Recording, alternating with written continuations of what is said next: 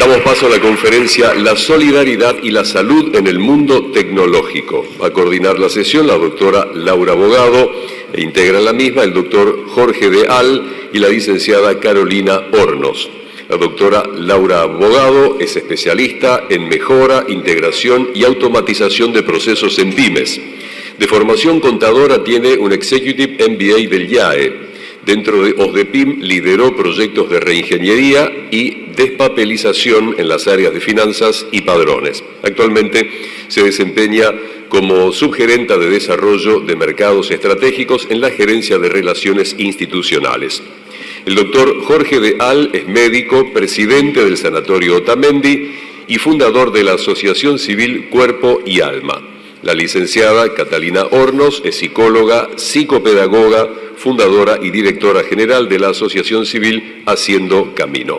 Los recibimos en este escenario, ya están listos allí y comenzamos entonces con esta conferencia. Le pasamos la palabra a la doctora Laura Bogado.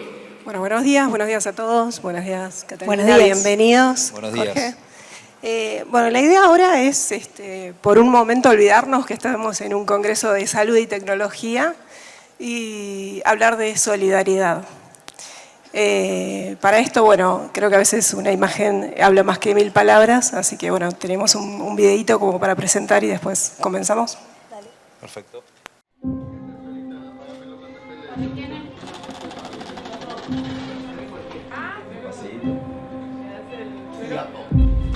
Deja la manita ahí arriba, gracias.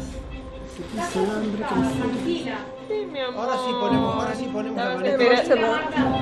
Estoy muy emocionada. Porque hace mucho estás esperando. Levanta la esto. cabecita, mi amor, Ya gracias. está, amor. Ya está, hoy lo resolvemos, ¿sí? Va a estar todo bien, gorda. La verdad que cambia mi vida para siempre. Es un antes y un después. Me están devolviendo la vida.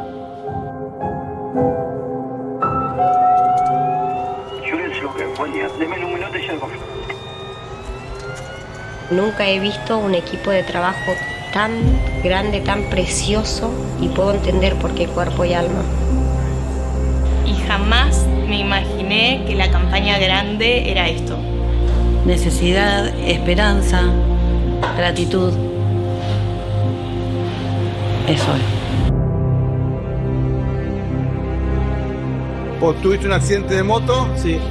Y estás operado hace 2 años y tuviste este problema. Sí. Y me siento una carga más para mi esposa y para mis hijos, porque me siento como que yo le estoy sacando el alimento a ellos. Y espero de recuperar mi pierna y seguir trabajando.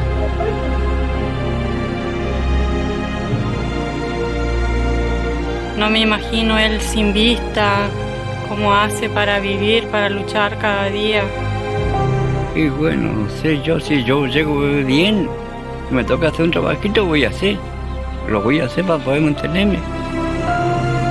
Ya teníamos miedo como él andaba, pobrecito, pero ahora ya va a andar bien si Dios quiere. Sebastián, Ramón, ya se puede ir a casa.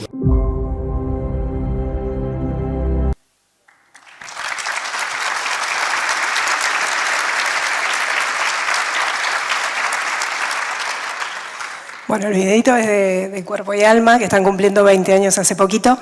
Y bueno, la idea era contar un poco los orígenes, cómo llegamos al logro de la fundación y contar un poco eso. Bueno, voy a ser sintético, pero tengo que hablar un minuto de mi historia personal. Y mi historia personal empieza con la historia de mi padre, que nació en un paraje rural muy parecido a estos el que vimos en el video, en el sur de Entre Ríos. Él era hijo de inmigrantes libaneses, de una familia extremadamente pobre, séptimo de 8 hermanos. Su madre muere cuando tenía 5 años, y él relataba perfectamente la sensación de hambre, de no tener para comer, y no tener para comprar un pedazo de pan. Y a partir de los 5 años comienza a trabajar de vendedor ambulante. Vendía con una canastita por los caminos entrerrianos, vendía jabones, peines, pañuelos. Logra ir a estudiar el primario a la casa de una hermana a Gualeguay. La ciudad de Gualeguay es una ciudad pequeña del sur de Entre Ríos. Y después con educación pública de calidad, viene a Buenos Aires a hacer el secundario y en ese contexto logra ser medalla de oro del colegio secundario y después ingresar a la Facultad de Medicina, que era paga en aquel momento, ¿no? Entonces, para acceder a la Facultad de Medicina tiene que conseguir un certificado de pobreza que se renueva año a año para poder tener continuidad en la universidad. Por supuesto, estudiando en la biblioteca porque los libros de medicina son caros. En ese contexto es medalla de oro también de la Facultad de Medicina de la UBA. Y después practicante del Hospital de Clínicas, en donde entraban los 10 mejores promedios de la universidad. Sí que me parece importante contar esto por dos motivos. Primero, por una historia de esfuerzo, ¿no? Y nada bueno se consigue sin esfuerzo y sacrificio. Y la segunda, por un país en donde debemos brindar oportunidades, ¿sí? Y nosotros que estamos muy ligados a la pobreza más extrema, esa pobreza que está fuera de las estadísticas, la que está más lejos de salir, si se quiere, la más estructural, la que además de la pobreza e indigencia más extrema, la limita una barrera geográfica enorme, porque para salir del impenetrable al asfalto hay 250 kilómetros de tierra. Lo que tenemos que pensar son las oportunidades, ¿no? Entonces la pobreza no es solo un indicador económico, sino es una serie de oportunidades perdidas que tienen muchísimo que ver con salud y con educación.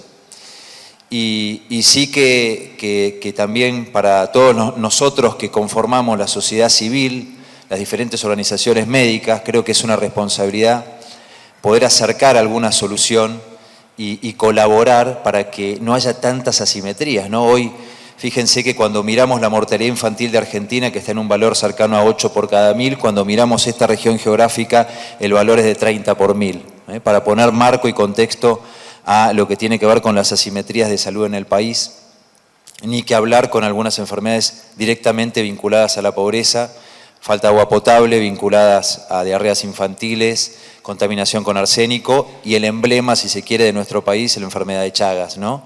En donde tenemos cerca de 1.400.000 enfermos de Chagas y tratamos a menos del 10% de los pacientes que podrían ser tratados pensando en una enfermedad curable.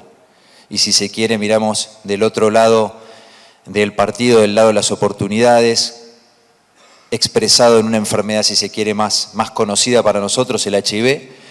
Argentina tiene cerca de 130, 140.000 enfermos de HIV y es uno de los líderes latinoamericanos en cobertura de tratamiento para HIV. Entonces, bueno, a partir de todas estas cuestiones fue que surge Cuerpo y Alma como una forma de dar una respuesta concreta a una problemática concreta en las comunidades más vulnerables y más aisladas del país, ¿no? Y sí que esto tiene que ver, si se quiere, con la parábola del buen samaritano del Evangelio de Lucas que toma el Papa Francisco en Fratelli Tutti, que se publica en el 2020, en donde dice: estamos llamados a cuidar a los más frágiles de la sociedad. Y donde también dice: la realidad es superior a las ideologías. Acá no hay una cuestión ideológica, hay una cuestión de realidad, y en donde tenemos que ser muy pragmáticos y donde tenemos que estar todos juntos. Así que bueno, después de empezar en el año 2005 siendo 12 personas, hoy somos más de 600 médicos, que hacemos más de 18 viajes por año, que tenemos equipos locales trabajando, que hacemos más de 25.000 consultas por año y más de 800 cirugías en terreno. Esto que vieron recién es el impenetrable chaqueño, un lugar con acceso muy limitado, en donde hay un esfuerzo logístico fenomenal, en donde trabajamos articuladamente con el sector público, nación, provincia, municipio, organizaciones de la sociedad civil, Haciendo Camino, Cuerpo y Alma y tantas otras, entendiendo la problemática social como un problema de gran magnitud, en donde cada uno con expertise, profundizando su expertise y trabajando en red, puede dar respuestas más eficientes, mejores y mucho más coordinadas. Y bueno, hoy creo que esto es una realidad que resuelve pequeños problemas, ¿sí? La realidad es enorme y que tiene grandes desafíos por delante, teniendo muy presente el poder del sector público como transformador de la realidad, sobre todo en el ámbito sanitario. Buenísimo, más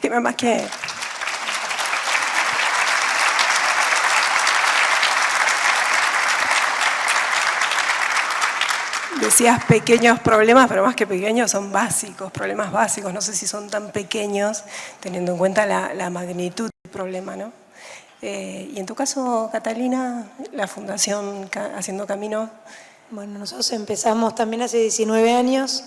Yo no vengo de la salud, como decían antes, soy psicopedagoga y psicóloga. Cuando tenía 21 años, terminando la carrera de psicopedagogía, participé como voluntaria en un viaje a una escuela, albergue, en Aniatuya. Esa escuela recibía chicos que venían a estudiar y se alojaban ahí porque no tenían escuela cerca de los parajes rurales donde vivían. Y de esa experiencia de voluntariado, donde la directora de la escuela dice necesitamos gente que se quede, no que vengan a hacer una experiencia y se vayan, decidí quedarme, estuve viviendo ahí en Aniatuya unos 6 años.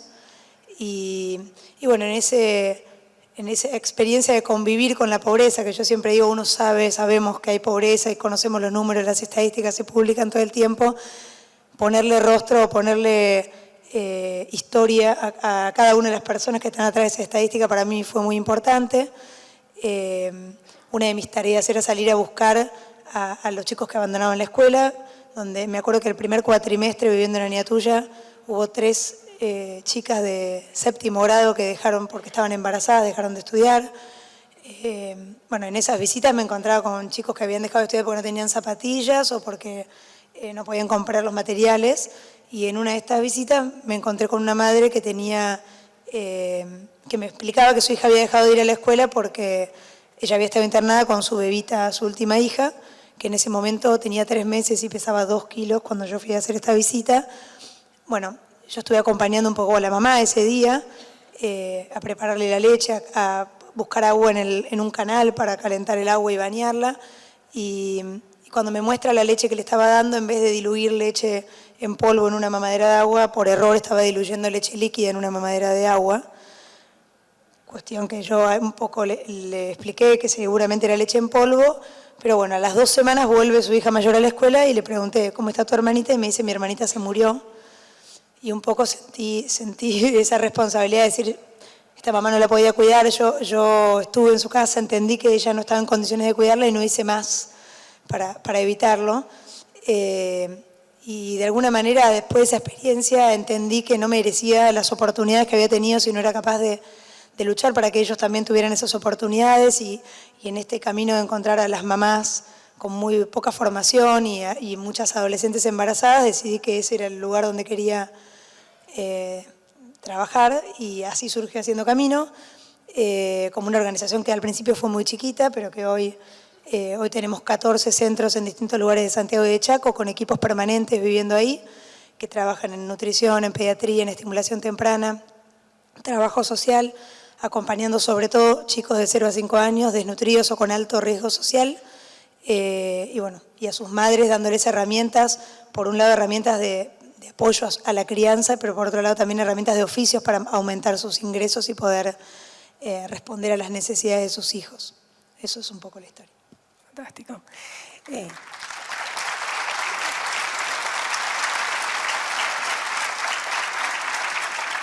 Un poco nos venían compartiendo lo que hace cada una de las fundaciones, pero imagino que lograr todo esto lleva toda una logística, que un poco comentabas, Jorge.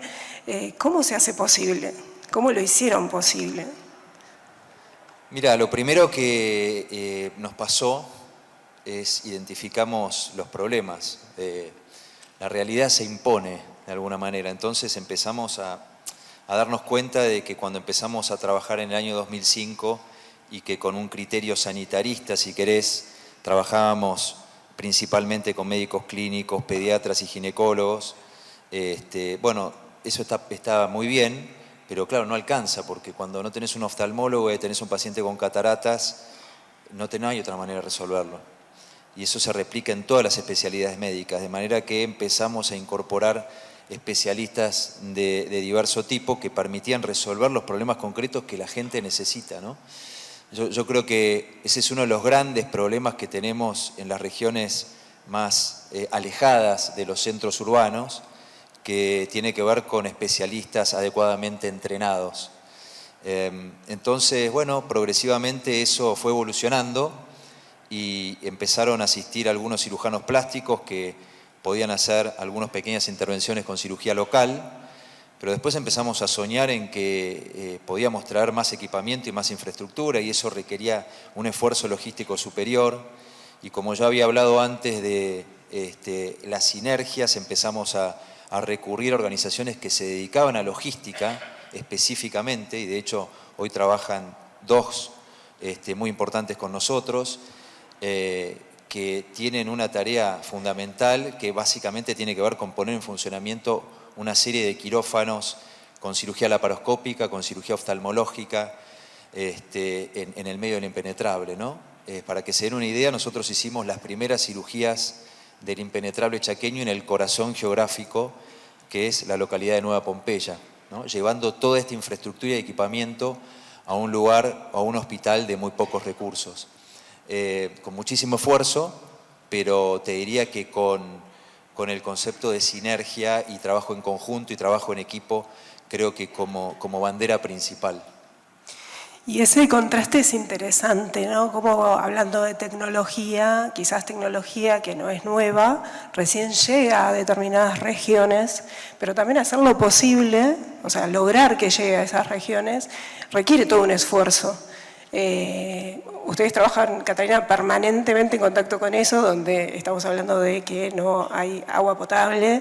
Claro, a mí me pasó que cuando me dijeron el Congreso de Tecnología y Salud, digo, nosotros estamos trabajando en un contexto que tiene muy poco de tecnología, donde vivimos, las familias que acompañamos tienen un atraso crónico enorme, no tienen agua potable, no tienen electricidad, no solo no tienen internet, sino que muchos no saben usar una computadora. No me olvido más cuando ganó una chiquita que había participado de Haciendo Camino el concurso de matemática de la provincia y le dieron una computadora, pero no tenía luz. Así que la mostraban ahí en el rancho, orgullosos del premio, pero sin tener ni idea para qué servía. Ese atraso hace que sea muy difícil para nosotros pensar en cómo la tecnología puede como cambiar esta realidad. Yo creo que el gran desafío que tenemos es ver cómo esta tecnología que mencionaban todos los expositores anteriores no aumenta la brecha o no aumenta la diferencia entre ellos y los que tienen acceso a esta tecnología, sino que logramos que la tecnología pueda achicar esa diferencia y pensarla también de alguna manera, la tecnología para incluir o para transformar la vida de esta gente, para poder no solo pensarla en el centro, sino en los lugares más periféricos, que es donde nosotros trabajamos, que es un enorme desafío. Por ejemplo, hace poco nos pasó que en el impenetrable, donde trabajamos en conjunto con Cuerpo y Alma, una embarazada, era un embarazo gemelar, bueno, tuvo una complicación, tenía que ser derivada desde Nueva Pompeya al hospital de Castelli, salir del impenetrable esas 2, 3, 4 horas de tierra, que depende de si hay barro o hay tierra muy seca, qué tan complejo es salir. Arrancaron del viaje en la ambulancia y, bueno, empezó a llover, y cuando empieza a llover ya sabés que no entras ni salís, la gente ya sabe que ahí te tenés que quedar. La ambulancia estaba saliendo con ella, se perdió la comunicación, en el hospital de Nueva Pompeya decían salió hace 2 horas, en el hospital de Castelli decían no llegó, pasaron las horas, pasaron muchas horas, a las 12 horas volvió la ambulancia a Pompeya, nunca llegó al destino, la madre tuvo los 2 bebés en la ambulancia, volvió con uno vivo y uno muerto, sin haber llegado ni siquiera al destino, ¿no? Por eso digo, estamos muy lejos de pensar, bueno, ni siquiera logramos tener una comunicación en una ambulancia, ¿no? Qué desafío tan grande es poder pensar cómo la tecnología puede transformar la vida de esta familia, ya sea con herramientas de telemedicina o de distintas propuestas, pero que todavía nos falta lo básico, ¿no? Sí, y en ese sentido, yo me anoté un párrafo de un discurso que se dio en el año 2008, cuando se inauguró la universidad, la Singularity University. Larry Page, cofundador de Google en ese momento, pedía que se centrara en los problemas importantes del mundo. Y él compartía que uno de sus indicadores personales para saber cómo estaba ese tema era preguntar si estaba haciendo algo para cambiar el mundo. ¿Sí o no? Y él compartía en ese momento que en el 99,99999% de los casos la respuesta era no, en el año 2008. Estamos en el 2025 y es un poco hacer este ejercicio. Ustedes claramente están dentro de ese 0,0001% de los que sí hacen. Y él incluso en ese momento también veía como camino a la tecnología para ocuparse de cambiar el mundo. Entonces me fascina esto, citando a Steve Jobs, cómo se van uniendo los puntos. Solidaridad, decíamos, salud y tecnología. Y en ese sentido, digo, quizás hoy es una buena oportunidad para pasar del 0,01 y aumentar ese porcentaje, pensando en los proyectos que tienen hoy o pensado para el año que viene las fundaciones. Un poco algo me anticipabas, no sé si quieres compartir esto. Sí, nosotros estamos trabajando en el desarrollo, nosotros en Haciendo Camino, como les contaba antes, tenemos un modelo probado, evaluado por el Observatorio de la UCA, donde trabajamos en la recuperación nutricional de los chicos y en educación para la salud y apoyo a la crianza de esas madres, ¿no? Y ahora estamos desarrollando un programa de acompañamiento a las madres que va a ser virtual a través de WhatsApp, que es la única aplicación que tienen, muchas veces sin señal, pero que van al pueblo a buscar esa señal o a descargar.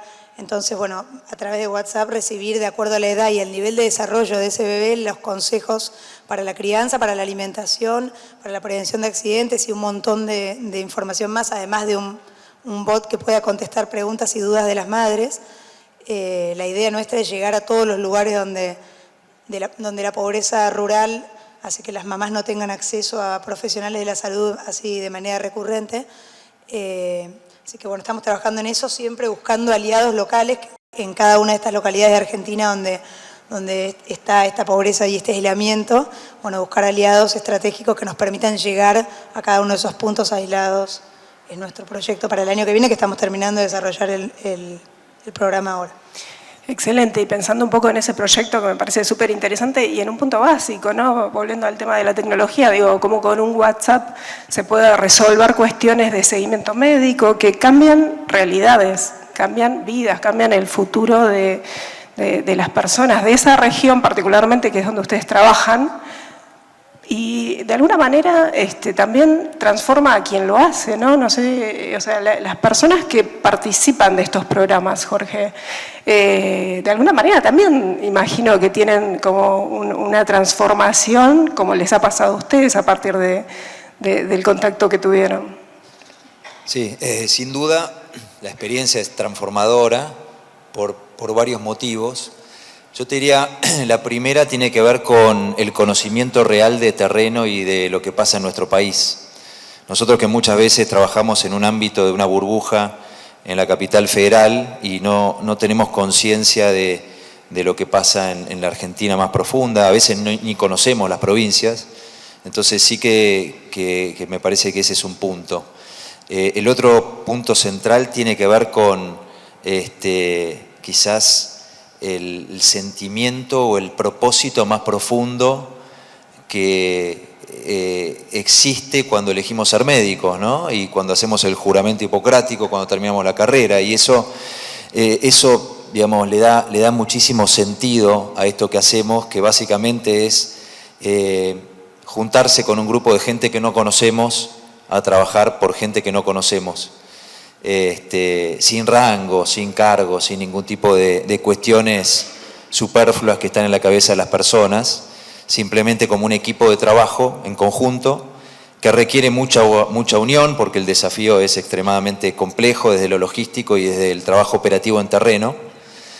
Así que ahí hay otro punto. Y el tercero sí tiene que ver también con poner en perspectiva la problemática y darse cuenta de la medida de nuestros problemas y nuestra posición en la vida ante los problemas que tenemos, ¿no?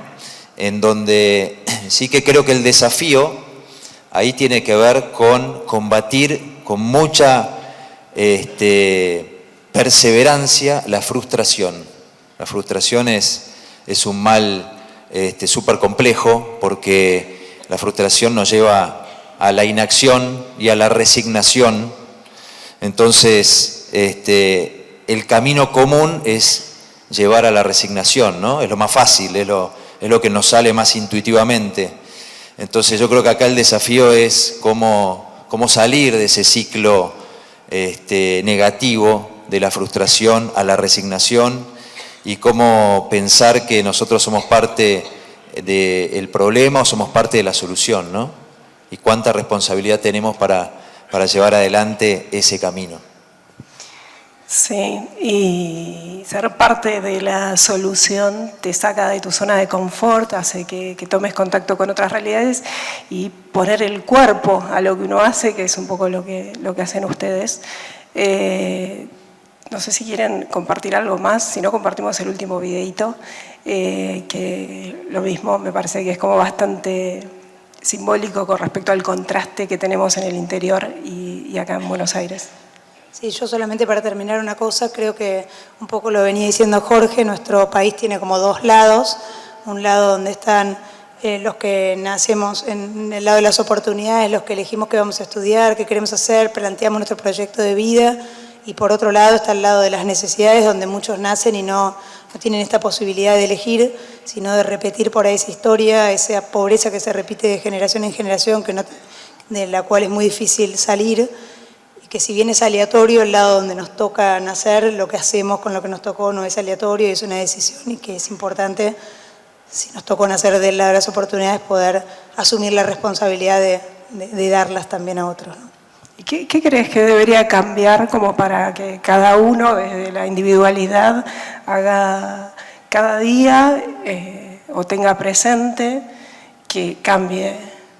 Yo creo que a mí por lo menos lo que me sirve siempre es no perder el contacto con la necesidad, ¿no? Con la gente que está sufriendo. Cuando vos te encontrás con una mamá que te dice hace 3 días que no tengo para darles de comer a mis hijos, o bueno, ves un bebé que toma agua que no es potable en su mamadera, es muy difícil no comprometerte. Cuando tomamos demasiada distancia es cuando esto deja de importarnos, o cuando solo vemos la estadística o el número, que el número no duele.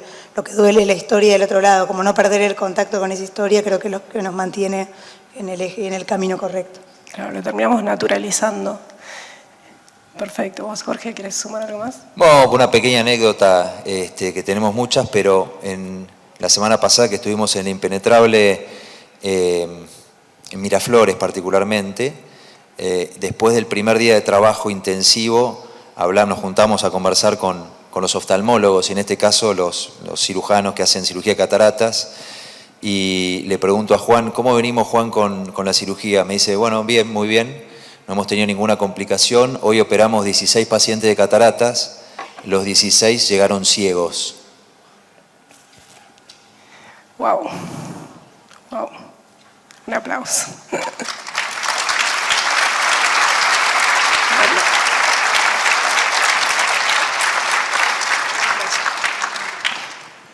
Gracias. Argentina es un país con culturas diversas, donde cada uno vive con sus propias tradiciones, costumbres y modos de vida. Es un país de contrastes, con lugares donde todo transcurre rápido, con urgencia, apuro. Sin embargo, en otros lugares de nuestra querida Argentina, pareciera que el tiempo se detiene. Se detiene por falta de progreso, la falta de acceso a la luz, al agua, atención médica o algo tan básico como un plato de comida a diario. En estos rincones olvidados habitan mujeres y familias que solo quieren lo mejor para sus hijos. Y aunque las circunstancias parecieran decirle lo contrario, sus miradas reflejan la esperanza de un mañana diferente. Ellas, con esfuerzo, persistencia y ganas de salir adelante, logran dar pasos que les permiten cambiar el presente y construir un futuro diferente para sus familias. Cuando aprenden cuáles son los mejores alimentos para sus hijos, cuando organizan sus finanzas priorizando las necesidades familiares, cuando conocen sus derechos, cuando logran su primera venta a raíz del oficio aprendido y cuando pasan tiempo de calidad jugando con sus bebés.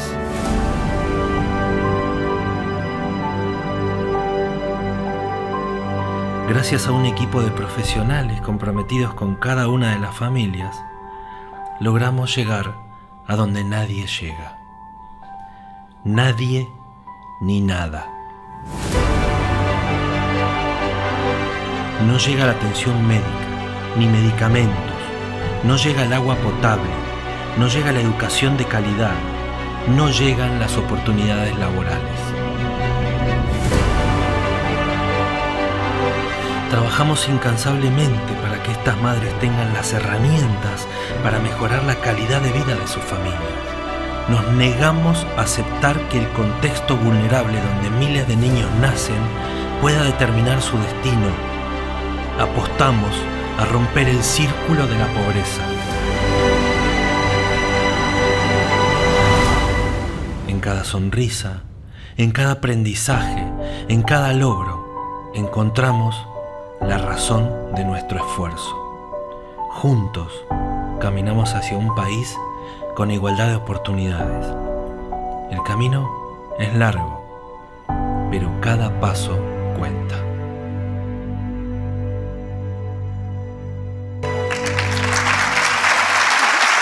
Gracias. Muchísimas gracias. Les pedimos por favor ubicarse allí en el centro del escenario para la foto recordatoria.